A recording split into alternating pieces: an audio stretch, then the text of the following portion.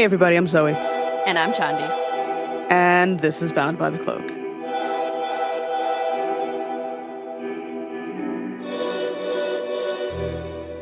In April of 2013, brothers Jahar and Tamerlan Tsarnaev planted homemade explosive devices that detonated near the finish line of the annual Boston Marathon. 3 were killed, and hundreds were injured. However, prior to the bombing, in September of 2011, there was a triple homicide that took place in the nearby suburb of Waltham, Massachusetts. Waltham is a quiet, small city, a place where neighbors know each other by name, and life moves at a peaceful, predictable pace. But beneath the veneer of tranquility lies a story so chilling and intricate. The 3 victims, Brendan Mess, Eric Weissman, and Raphael Teichen, were all found with their throats slit, nearly decapitated, and with thousands of dollars worth of marijuana and cash covering their bodies. They were found in the apartment of Brendan Mess. The murders didn't seem to be random at all. In fact, law enforcement seemed to think it was drug-related. But was there more to this? It turns out that Brendan Mess was friends with Tamerlan Tsarnaev, one of the perpetrators of the Boston Marathon bombing. These murders in Waltham still remain unsolved, and the case remains open. Was Tamerlan involved in this triple homicide? That's the question that many still ask till this day. Despite the high-profile connections, the case remained unsolved for years, shrouded in mystery and speculation. Investigative journalist and author Susan Zalkind has spent years piecing together the fragments of this perplexing puzzle. In her book, The Waltham Murders, Susan explores the chilling details of the murders and the labyrinth of law enforcement challenges, the potential connections to terrorism, and the haunting questions that linger till this day. How could such a horrific crime go unsolved for so long? What secrets lie hidden in the shadows of this tragic event? We sat down with Susan to unravel the complexities of this case, understand the broader implications of her findings, and gain a deeper insight into the mind of an investigative journalist dedicated to uncovering the truth. Her book, The Waltham Murders, is an exploration of the crime, the victims, and the broader implications that continue to resonate today.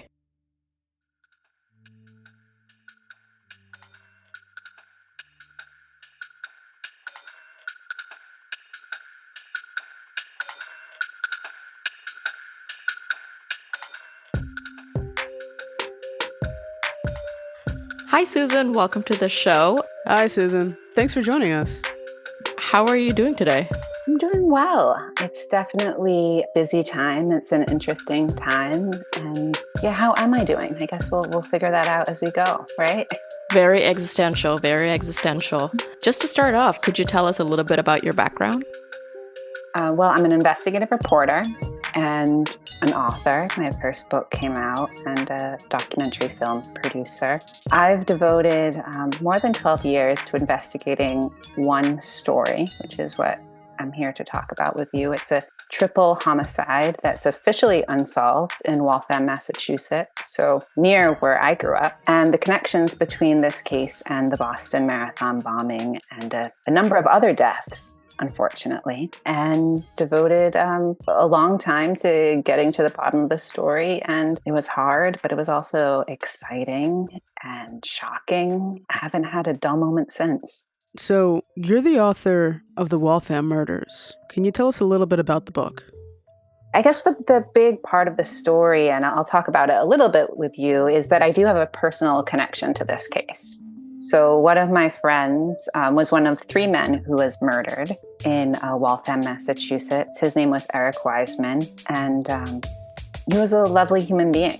But Eric Wiseman was one of 3 men who was killed. He was a lovely human being. Shouldn't really matter that a murder victim was a lovely human being or not, which I think we'll get into more in this story. And he was a marijuana dealer back when that was illegal. The other 2 victims also sold marijuana, and that's a big part of the story as well.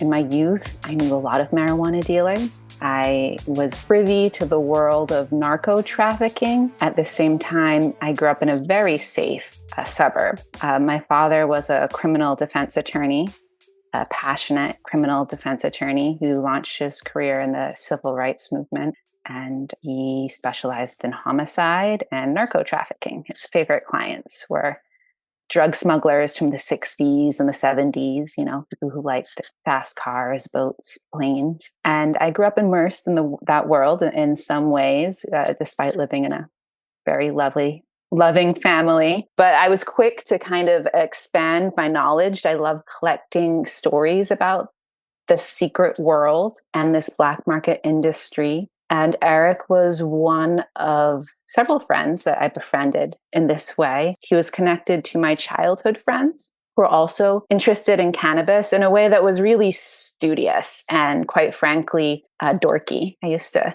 kind of roll my eyes at it when I was younger, but now they're all in the legal business. This huge tax revenue comes from the cultivation of heirloom cannabis. So Eric wasn't just a typical dealer. He was really specific about the strains that he procured and distributed. He would give cultivators advance payments to grow special strains. Now that it's legal, I think I can say it's kind of cool. You think of these sort of badass, what if they were selling like roses, cultivators of these various buds, their properties, and studying their medicinal properties, which we now benefit from, or many people benefit from today. And that was how I knew Eric Wiseman. Susan met Eric Wiseman in her friend's attic when she was 19. So I met Eric Wiseman in my friend's attic. It seemed more like a wine tasting than a drug deal. He was passing around jars of all these exotic strains, and my guy friends were in awe of him. And me being me and being 19, I teased him for talking game. I told him, he's pretending to be a bigger drug dealer than he was. And he told me he'd take me out to prove he wasn't playing. According to those who knew Eric, he was a really easy person to talk to and was a sweet guy. Susan and Eric were good friends, with Eric being supportive of her writing, singing, and poetry. I continued to hang out with Eric. He was a really easy person to talk with and had a sweet nature and was really helpful in helping me articulate my own dreams and aspirations, and would literally ask me to recite my poetry that I was writing, after a freshman year of college, and encouraged me to get a weekly gig singing at an Irish bar in Cambridge. My relationship with Eric was not romantic. I did date another drug dealer who witnessed a double homicide in Philadelphia, called me up as he was running away from the murder scene. After that ordeal was resolved, I resolved to step away from crime, stop smoking weed, and go back to school, where I pursued a history degree. She fell in love with journalism and crime reporting. I discovered a love for research and uncovering important stories that hadn't been told when I was investigating environmental history and slavery. And in my effort to become an active member of the university community, I figured I should join a club, and I joined the school paper. And as soon as I picked up on a underage drinking bust, I was like, this is it. After college, she got a job as a freelance overnight production assistant at a local TV news station. And I was fiending to be a reporter, looking into every homicide that crossed the wire. And there was an interesting murder in Waltham. It was the strangest murder story I'd ever heard. Well, this story was crazy, right? It's this horrific triple homicide. Their throats were slit. There was marijuana dumped on two of the bodies. But when I found out one of the victims was my friend, I stepped away from the newsroom. I figured I couldn't report on crime anymore after that. Every murder story that crossed the wire would fill me with dread. And I got a job in academia. Raphael Tekin was one of the 3 victims of the triple homicide. His apartment was robbed shortly before the murders. Brandon Mess was another of the 3 victims of the triple murder, and he was an MMA fighter as well. The victims were marijuana dealers who had gathered to watch a Sunday night football game in Brendan's apartment. Brendan, Tamerlan, and Ibrahim all went to the same mixed martial arts gym. The Tsarnaev brothers were of Chechen descent and lived in nearby Cambridge, Massachusetts. They were the perpetrators of the Boston Marathon bombing in April of 2013. Tamerlan was an MMA fighter who knew Brendan, Eric, and Raphael. 18 months later, Tamerlan Tsarnaev and his younger brother Jahar set off 2 pressure cooker bombs at the Boston Marathon finish line, and a manhunt ensued. I think this was a real aggravator for theories that were tossed around online. With social media, this was one of the first stories that really unfolded online, and also almost encouraged people to speculate because we didn't know who the bombers were. Then the bombers were identified. They hijacked a car. There was a shootout in Watertown with local police. One of the brothers, Jahar, escaped for a short while, but Tamerlan was killed in the police shootout. There were still questions about the Waltham triple homicide. Was Tamerlan involved in the triple murder? But there were still questions about the Waltham triple homicide. Did Tamerlan Tsarnaev, was he involved in this 9/11/11 murder of his friend? 1 month after that, there was a strange story out of Florida. Ibrahim Tadashev, a cage fighter who knew Tamerlan from Boston, was shot in his own home. And then 1 month later, there was another story out of Orlando, Florida. And 3 investigators from Massachusetts, an FBI agent and 2 Massachusetts state troopers, shot and killed a man named Ibrahim Tadashev, a cage fighter, an MMA fighter who had been associates with Tamerlan Tsarnaev back in Boston. And there was very little information about what happened. Why did an FBI agent shoot this cage fighter in his own home moments after midnight, including once in the top of his head, several times in the back? And there was no information. After Ibrahim was killed by an FBI agent in his own home, there were rumors about his involvement in the murders, in which he implicated himself and Tamerlan. That's when Susan realized she needed to investigate the case. Ibrahim Tadashev was a friend of Tamerlan, and he was a Chechen MMA fighter. He and his wife moved to Orlando, but would go up to Boston to visit Tamerlan. Now, there were leaks from anonymous law enforcement sources about, the leaks said that Ibrahim Tadashev confessed and implicated himself and Tamerlan Tsarnaev in the triple homicide, but there was no one saying what happened. There was no official statement. And that's when I said, screw it. There was years that passed. We were waiting for a shooting report about Ibrahim Tadashev's death. That took 10 months. And then there was the younger brother, Jahar, his death penalty trial, where the Waltham murders were crucial to that case. Now, the jury didn't hear about them, but there were arguments leading up to the trial. The defense wanted to introduce the case. The government tried to block them and, in effect, spread more misinformation about the murders. Not everybody writes a book in their lifetime, but you did.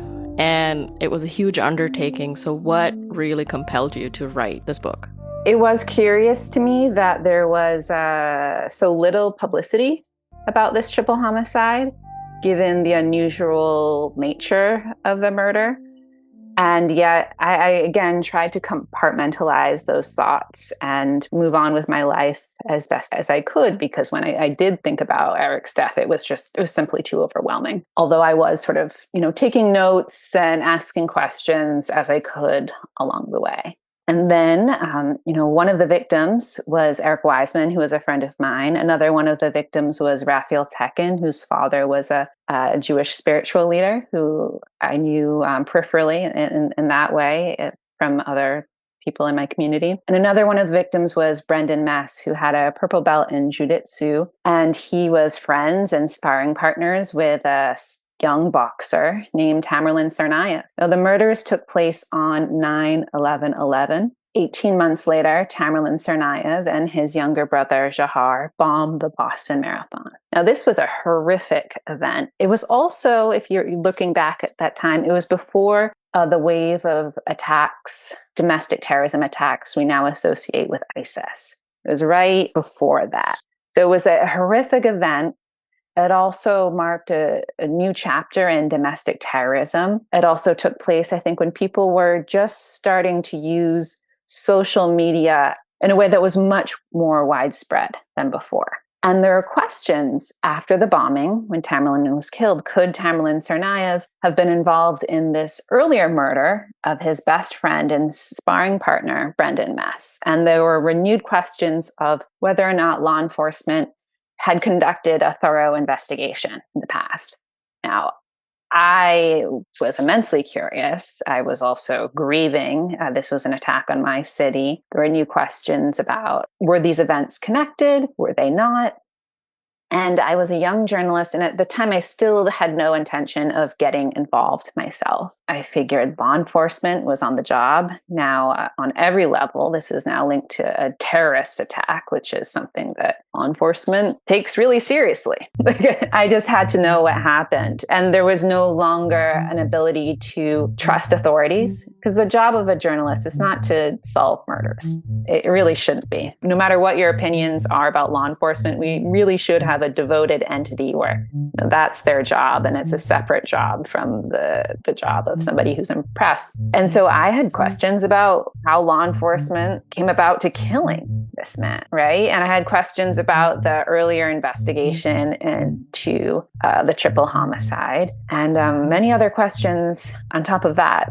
And that's when I decided that I really needed to put as much effort as I was able to pushing the story forward. At first, it was by helping other journalists, I thought, and I had some success with that in an early story in the New York Times, in which they concluded that law enforcement before the bombing had not questioned Tamerlan Tsarnaev, despite multiple friends of the victims providing his name to law enforcement. They never went to the gym where Brendan Mess worked out several days a week. And seemed there was a shocking lack of curiosity and follow-up. And then what happened to Ibrahim Tadashev? Were they still looking for it? There were all sorts of questions and theories circling around on social media. So I said, okay, I'm going to stick with this case as far as I can and take it as far as I'm able. And here we are a decade later. I wish I could say I was totally done. I don't think we're quite there.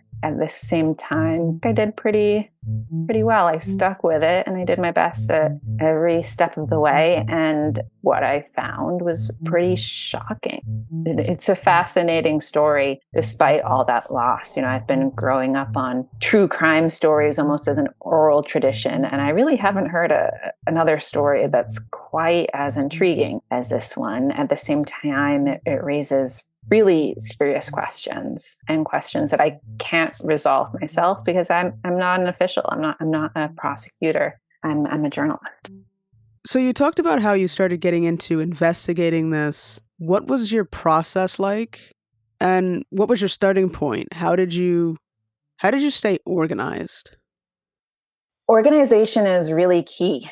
You see a lot of the image of the journalist in front of the murder collage, which you certainly see me doing, and I can tell you my use of that. But the real key to investigative reporting is organizing all of your notes, labeling them, creating timelines. And so when I'm on the ground, you create lists of who you can talk to, who will talk to you, and you kind of go down the list. And then later, sometimes the way the story fits together will surprise you. In terms of this investigation, it's so complicated and there's so many people involved. And what really pushed you to go deeper and deeper? I mean, my background is also as a historian, and that is really where I found a love for investigating. In undergrad, I studied slavery in the Caribbean, and that was an area of history where there hadn't been a thorough accounting on a number of points, and I was able to obtain records that hadn't been assessed in a certain way and put together a picture. And it also created a real deep respect and appreciation for records and how records from the past are crucial to understanding the present. So part of my motivation was to create an account of events as best as I was able, because no such account existed. And my work was meant to be, it is meant to be, a resource for others in the future as well. I think that's why you see the endnotes in my work, and I source information that I haven't procured myself so that others looking at various parts of the story will have that resource when they're ready to go back. It is a complicated story. It took me a very long time to report on. And part of what's so complicated is that there were no secondary sources about what happened. And I'm creating this account essentially from scratch. And I also thought it was a fascinating story. There's a lot of different parts of this story that interest me. And it's also a story about a chapter in criminal history that I think has been overlooked as well. And, there are parts of the story that are very fascinating and that aren't in the book because they aren't as relevant. At the same time, I really sought to be fair and accurate. Now, when you're making sort of sweeping statements about something, that comes next. First, you have to build the facts. Where do the facts fit together? And how the facts actually fit together can surprise you. One of the key parts of my process, and where I'd seen others go astray, is when they come up with a thesis or a theory and then collect the facts that then fit into that thesis. That was not my process. I wanted to go wherever the story led me. And so structurally, I structured the book around myself. I see more as a detective character, like in other novels or detective stories. And I tried to use my own narrative, which I have extensive access to shape the story, rather than sell a book on a sensational thesis and then squirm to have the facts fit the thesis. And in that way, I was able to follow the reporting where it led me, and it led me to some pretty surprising places. I think that's the difference between your writing here, obviously coming from an investigative journalism background, as opposed to someone who is just writing a novel about a true crime story that's been thoroughly investigated already.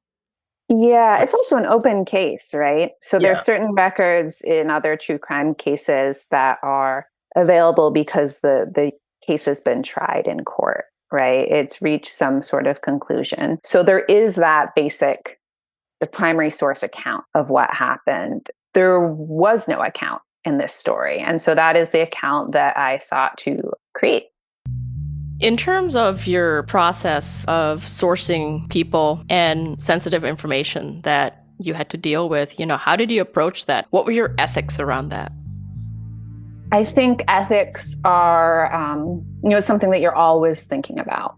Right, every step of the way. You make different agreements with people. I try not to. There's, ethics of on the record and off the record, and also the sensational nature of the story. When you're calling somebody up, they're going to be revisiting their own pain. And so I would say that for every single person that I spoke to, that assessment is made before, during, and after. And it was certainly one of my primary concerns, right? Ethics in journalism, integrity as a journalist, getting it right. Those were my number one priorities. And those were also the concerns throughout the docuseries and the book, where I'm working with people who aren't necessarily journalists, was using all the leverage that I had to get those concerns addressed first.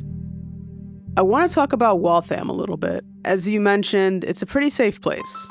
Violent crime seems to be pretty rare in Waltham, but these murders, they're gruesome and they're shocking. Actually, the murders would have been shocking, like, no matter where they occurred. How did the public, the media, and law enforcement react to the murders? Waltham is in Middlesex County. I think that's important to think about because the office in charge of this case is the Middlesex County District Attorney's Office. It's actually one of the first suburbs of America.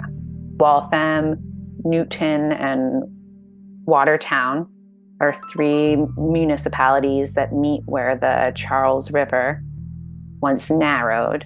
It was a seasonal hub for indigenous people for thousands and thousands of years, the history of which had been systematically covered up, which was something that I learned when I was trying to just figure out the basic facts of what happened in this place. And I think there's another example of the harm that can be caused when people try to shape their own history without following the facts, and also the harm that can come for generations when those in power try to obscure the truth, and the need for those records for people to figure out their own stories. That's the initial history of this place. The real history is I mean, that part was fascinating for me, like growing up in this place, to like, what is the real history? And the trouble that I had as like someone with a history background, just doing basic fact check about this place. But it's this idyllic suburban area. Waltham certainly is a working class community historically, but an upwardly mobile one and an engaged one. It's a place for families. It's a nice suburban community, but this would be an unusual murder no matter where it took place. You know, I've known other murder cases where people have their throats slit by somebody trying to send a message. People usually pick up on that message pretty quick. You have the personal nature of the throats being slit. At the same time, crime didn't match up with any sort of organized cartel in the region. It appeared that the victims and the assailants knew each other. There was no break in the apartment. You have cash left behind. You have drugs on the bodies. It was very unusual. It seemed both personal and professional. And I've grown up and I had my own interest in homicide cases. And that was what was so perplexing and intriguing about this homicide. And to tell you the truth, a lot of murder cases don't really interest me. They're predictable in a lot of ways. The man with a narcissistic wound, the murders usually it's easy to unpack and understand where the individuals were coming from, as much as it might be shocking that they arrived at that place. This wasn't the case in Waltham. It was very intriguing. There was also stories about the woman who found the bodies immediately after the murders, who came out of the apartment with blood on her feet. She had a violent fight with Brendan Mess, the man who had been her boyfriend, arguments and another violent clash with another one of the victims, left that weekend after slashing his tires and returned somewhat unexpectedly. So I had always had questions about that too, from the very beginning. Like you said, you know, there's some deep and really dark parts of this story and investigation. And how did you come across those dark parts, like the corruption in Waltham? I mean, I think there's crime everywhere. You know, there's a lot of criminals are rich. Like, this is one of the most horrific. That's sort of funny. I was thinking about, you know, where I'm from, and you know, the street cred of being from Newton, which isn't much, right? But like, most of the bad guys have money. Like, those are the real bad guys. It's just like they just don't get caught in the same way. And in Newton, I think I was able to. There appears to be like mob lines between the two towns, and that mostly refers to like sports betting. When you have sports betting and marijuana, those are two things that are legal today. So there's a lot of moral ambiguity. You can see how somebody could get involved in gambling, place a bet, go in too deep, pick up marijuana. There's a whole criminal ecosystem there. How did I figure that out? I don't know, years of talking to people. There were a number of cases involving accusations about law enforcement and convictions that I looked into. And I combed through the court documents. I spoke to anybody I could. And those stories did fit together in the end in a way that I think is really important. But I had no idea how they would fit together or if they would fit together. It just seemed important that I looked into them. And in the end, I realized I had uncovered a story of a criminal ecosystem and a place that it was really important for me to tell, especially with my experience in this world in other places. I thought it was important to write down. And also, if you think about the context in which law enforcement did not aggressively pursue this triple homicide. Why? The fact that the victims and members of law enforcement were involved in overlapping criminal milieu feels important to point out, especially since the DA has not taken any accountability for her role, her office's role in handling this case, and is essentially asking for the public's trust. I thought that was important. Why do you think the Fed seemed so uninterested in connecting Waltham to the Boston bombing? I think that everybody has an interest in not taking accountability, and that various agencies have successfully passed the buck on this point. With the FBI, there was a tip from Russian intelligence regarding Tamerlan Tsarnaev in 2011. Tamerlan and his parents were interviewed. There was supposed to be an alert if Tamerlan traveled after that he was supposed to be questioned, but he wasn't. I think it makes the FBI look pretty stupid. Like they look pretty sloppy. It looks like they had no idea about I think the threats from Russia, understanding Russian conflicts, Chechnya, Dagestan, which is where Tamerlan Tsarnaev was from. I don't think they asked the right questions. The FBI has this air of being the best of the best and an all-knowing force. And that's really an image that they try to project to the guys who question Tamerlan. According to the redacted copies of the reports I picked up, they look sloppy, like they were taken in by Tamerlan. Of course, there could be a lot more that the FBI is covering up. They have not been forthcoming. There's been intelligence reports where other intelligence agencies have stated that the FBI has not been forthcoming. It appears that, anonymous sources at the FBI have been able to successfully shape the narrative to deflect their own responsibility in this case. And I think that's disturbing. And one of the other things that you see in the story is a narrative about Tamerlan Tsarnaev being an FBI informant. We have a history of that in Boston. Whitey Bulger, who was this infamous Irish gangster who was an FBI informant or had been working with the FBI for years, who was finally brought to court, actually not that long before the bombing. So you do have a history of that. At the same time, I have serious questions about that narrative, seeing as it originates in Russian propaganda. And also effectively, the FBI has been confronted by that narrative, and the FBI effectively was able to shut down the theory and in the same way sidestep any accountability whatsoever by calling their critics ridiculous. So I think an argument that the FBI should have been confronted with was their sloppiness. Questions about that. Maybe there's another explanation, but why wasn't the written report so thorough? And I think that was a real opportunity that we missed. And I think it did a disservice to national security in a lot of ways. I don't think we recognized what Russia was up to so far as sowing divide and discord and misinformation. And the lack of information has created a void or a place for theories to really fester. And I don't think it's good for our democracy or our civic society. What was the most challenging part of the investigation? It was all real hard. it was all really challenging. All sorts of things were hard. I mean, I wasn't a writer. I had to teach myself how to write. I had never made a documentary film. I had to immerse myself in that world. There's also safety concerns. There's fear that I had to overcome. There's also grief, which I recognize now like a pattern that you have to sort of do the self-care. I know that when I'm tapped out emotionally, I'm not a good reporter. My sensitivity is actually really a strength. So there's a lot of self-care that I had to do as well. And I did do effectively. I also know that, go for a swim in the ocean. I bounce back pretty quick and can get back on it.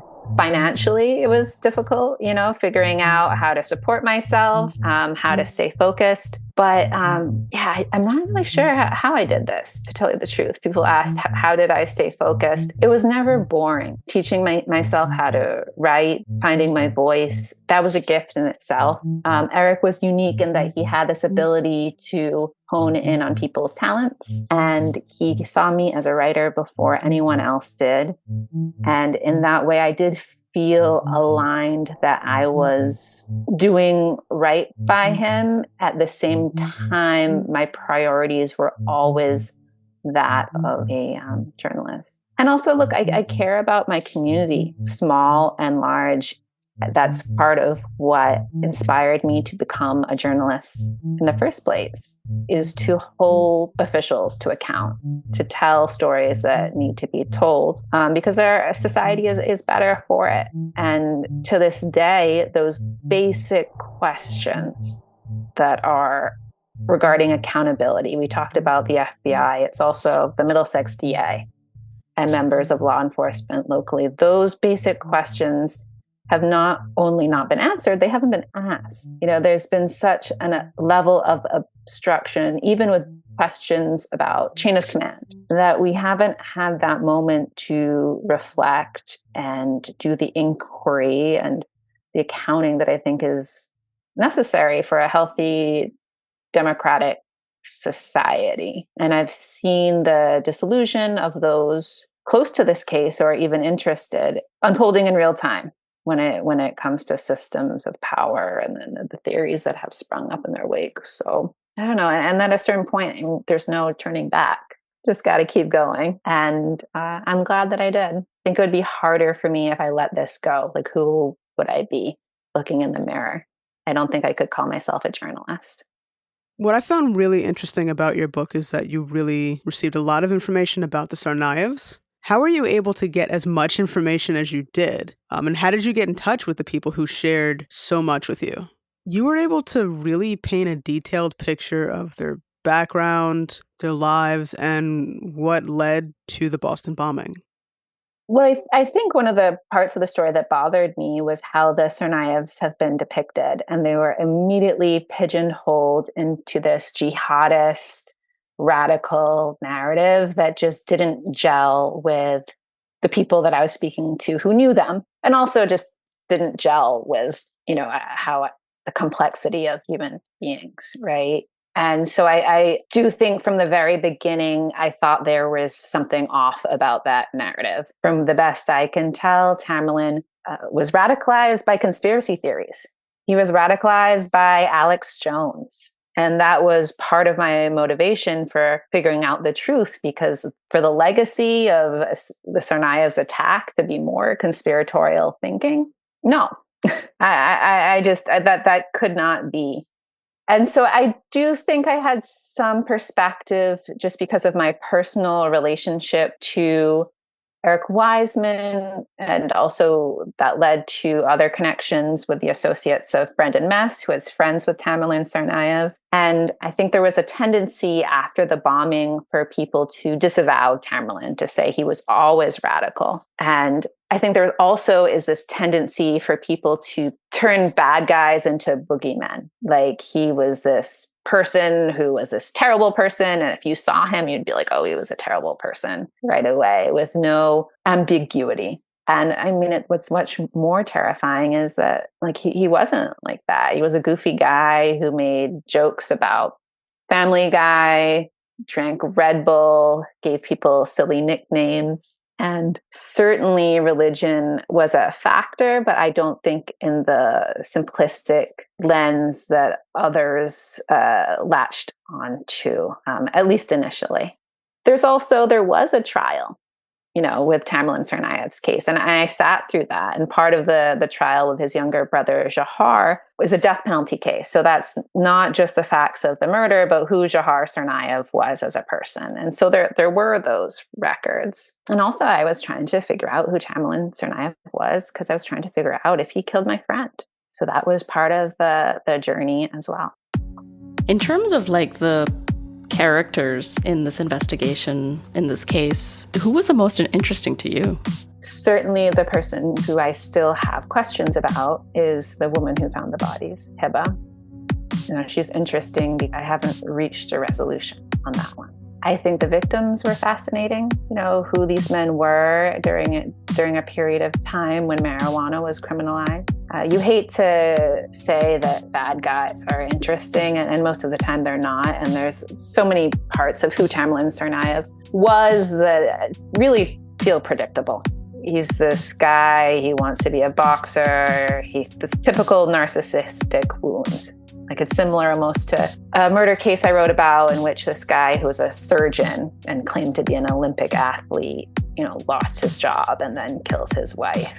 Something happens to the story that they tell about themselves and they lose it and they search for meaning in different ways. But Tamerlan Tsarnaev was interesting. He read a lot of Sherlock Holmes. He carried off this horrific, bizarre murder that I think had multiple motivations, including terrorism. And like I said, there's questions involving the woman who found the bodies and her late husband and her other dead lovers, learning later that she and her husband had also carried out complicated robberies in which they recruited accomplices was very interesting to me as well. And look, I'm interested in crime. I'm interested in secret worlds and the stories that are hard to find and hard to tell. And there were a lot of complicated, engaging criminals in this story. Criminals like Eric Wiseman, who was, working in cannabis when it was criminalized, but is, ultimately a good person, and criminals who are cops also. All sorts of criminals, all sorts of crime. And it was fascinating to learn more about who these people were and who they came from. The cast of characters is compelling, although very dark. You spent over 10 years doing research and putting all of this together. What's next for you in terms of the story? Are you done, or is there something else you feel like you need to do? Well, right now, the real question is, how do those in power respond to the reporting? And so I started a newsletter on the eve of publication because initially I wrote this book thinking that other journalists would pick it up and follow the leads that I laid out. But journalism is in a terrifying place right now. Everybody's losing their jobs. What does it even mean to be an independent journalist? I'm not sure. So I created a Substack where I'm taking note of how those in power respond. I was on a GBH public radio where the host, and I discussed the story. The host asked the DA to go on the show. She has not responded. Another journalist working for a Commonwealth Beacon, though, it's an interesting civic magazine, confronted the DA about the reporting. And so I'm writing up her response in the post. And I'm hoping other journalists ask questions as well. And at the very least, I'm going to lay those questions out there. And so people looking back will know how those in power did and did not respond. I really like how you talked about yourself as a person, as a journalist, but also as a friend of one of the victims. And what surprised you the most? I think what surprised me about creating a narrative of myself is how malleable our own personal narratives are. When I set out to create a memoir, it was because I needed to sell the book. People were asking, publishers wanted to the book to have a conclusion, and I wanted funding so I could figure that out. And for both the book and the docu-series, I created this narrative of a detective figure myself. So, the story could end with me banging my head against the wall. It could have ended with a much more personal reflection about my state of affairs, but it didn't end like that. And I did do the work in creating that narrative, in investigating my own relationship to crime. And my father, who there was sort of this neo-noir Nancy Drew vibe, which is how I pitched it. Nancy Drew and her lawyer dad investigating crimes in their like idyllic suburbia. I was like, it kind of fits. It's like kind of darker and more twisted, or a lot how that actually plays out. And, I'm not immune whatsoever to the grief and pain that is, innately connected to stories about murder. There was a family friend, Lynn, who I wrote about, who was murdered when I was quite young. And I had not reflected on her death in the same way. Actually, her killer was sentenced to death. And until I started investigating my own narrative, I thought he was dead. That was just not something that I looked at. It was not a case that I looked at, but it was part of my story. I revisited that for the book, and that's painful. There's no catharsis to that. I thought it was an important arc of who I was, and especially if you're just looking at the lens of who I am as it pertains to crime, which is not the full picture. So far as like the reporting that surprised me, I'm still processing the documents that I obtained via records request pertaining to the death of Hiba's husband after the murders. That was a pretty big shocker for me. I was shocked and continue to be shocked about the lack of curiosity of law enforcement. So, spoiler, her husband implicated this woman before he took his own life. It's not conclusive that his implications are justified, but you have this gruesome triple homicide. You have this woman who found the body, who had violent fights with the victims, right? And you have her husband accusing her of being involved in the murders shortly before his death, month after the murders. Wouldn't you think that law enforcement would ask around, like with the victim's friends? Wouldn't they do more of a personal inquiry to what's going on in this crime? That's outstanding. You have 3 men with their throats slit, marijuana dumped on 2 of the bodies in this very unusual murder. You have a woman who's packed up her belongings and the belongings of the victims, left town. You have her husband then implicating her. Wouldn't you want to hear more from the victim's friends? I do some outreach regarding this case. So that I can't quite explain that lack of curiosity. That is dumbfounding to me. And it's still shocking to me to this day that what with the Boston Marathon bombing being the story that it is, right? We've all agreed in Boston that this is a big story. We have a day to commemorate it. We have Boston Strong badges, that other people aren't more curious about what actually happened. And I'm shocked at the way that those in power have been able to dodge accountability. And I'm very curious also, that's one of the, after stepping away from the story, the role of Russian misinformation and how that led even very, very well-meaning actors astray in asking the right questions and pushing forward with the critiques that are healthy in a democratic society. I'm shocked that still hasn't happened and that there is not more universal outrage. Yeah, so you haven't been busy at all. It's been busy. I need a vacation. I'd like a vacation. But it's never been boring. And, writing, honing that craft is such a gift. As someone who's always wanted to be a storyteller, it's been really a gift to hone those talents. And also, look, this was a story where I thought I could help. I had the experience and the connections into this particular story that it did feel like a good match between, my own capabilities and the satisfaction I have in doing the work and learning to do it better. It's been a real gift. It's never been boring. At the same time, it's a story of horrific loss. And there are really concerning questions, not just about the murders, but what our systems of government and law enforcement are able to withstand in this day and age of misinformation and the decreasing power and strengths and numbers of our press corps. Yeah, no, I mean, it's certainly a compelling story and a great book. So congratulations, on getting a book out. Thank you. I appreciate it.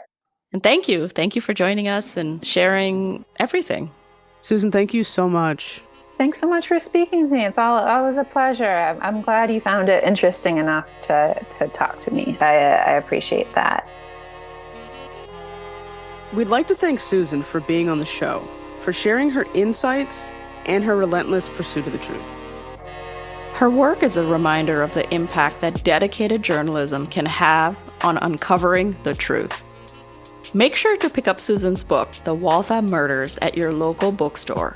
You can also find Susan's book online on Amazon. Susan is a writer, journalist, and producer who has written for Boston Magazine, The Daily Beast, Vice, and The Guardian. She's also done reporting for This American Life. In addition to getting the book, make sure you check out Susan's 3-part docuseries on Hulu, The Murders Before the Marathon. Well, that's going to do it for this episode of Bound by the Cloak. You can find us on social media. As always, we are on X, Instagram, Threads, and TikTok. Don't forget to like and subscribe wherever it is that you get your podcasts. And if you like what you hear, let others know. We'll be back in a couple of weeks with a brand new episode. Thanks for listening. Until then.